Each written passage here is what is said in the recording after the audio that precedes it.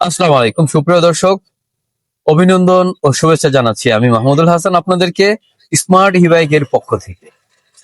আজকে যে গাড়িগুলো দেখছেন সব কিন্তু ইলেকট্রিক বাইক, প্রত্যেকটাই কিন্তু খুবই আকর্ষণীয়।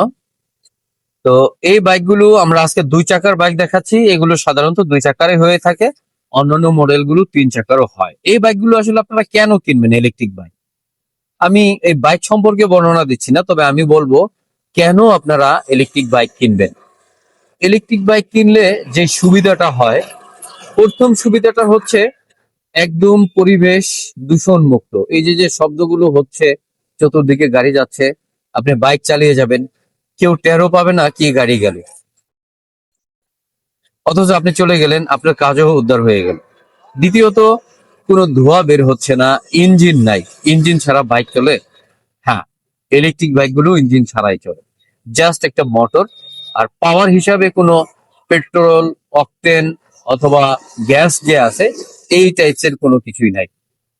তো না থাকার কারণে এই পলিউশন গুলো টোটালি মুক্ত, পলিউশন থেকে টোটালি মুক্ত হয়ে যাচ্ছে বা মুক্ত আছে এই বাইকগুলো। আর এই বাইকগুলো কিন্তু প্রত্যেকটাই আলাদা আলাদা বৈশিষ্ট্য আছে, সৌন্দর্য আছে। এবং এই বাইকগুলো চালালে আপনি 10 থেকে 15 টাকা বিদ্যুৎ খরচে প্রায় 50 থেকে 100 কিলোমিটার পর্যন্ত মাইলেজ পাবেন।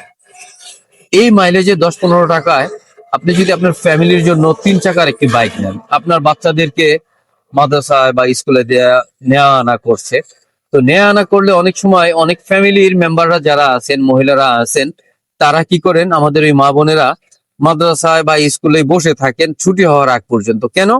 যে আমি যদি আবার বাসায় যাই, 40-50 টাকা রিক্সা ভাড়া দিয়ে যেতে হবে, আবার 40-50 টাকা রিক্সা ভাড়া দিয়ে আসতে হবে।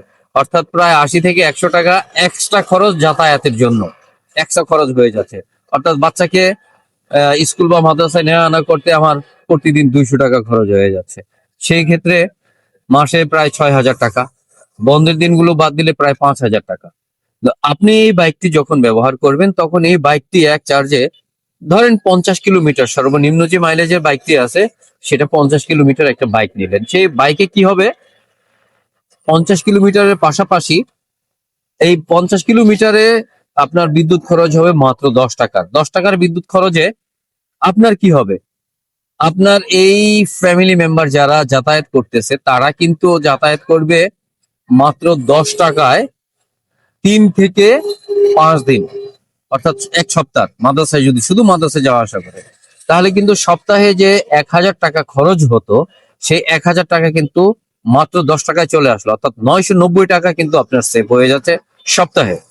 দ্বিতীয় বিষয় যেটা হচ্ছে, সেটা হচ্ছে এই যে যে 100 টাকা খরচ বাঁচানোর জন্য প্রতিদিন আপনার বাসার যারা আছেন, অর্থাৎ আমাদের মা বোনেরা আহ স্কুলে বসে থাকতে হচ্ছে, তাদের স্কুলে বসে থাকার কারণে অনেকটা সময় থাকেন, বোর ফিল করেন, উইকনেস ফিল করেন, সেটা হবে না।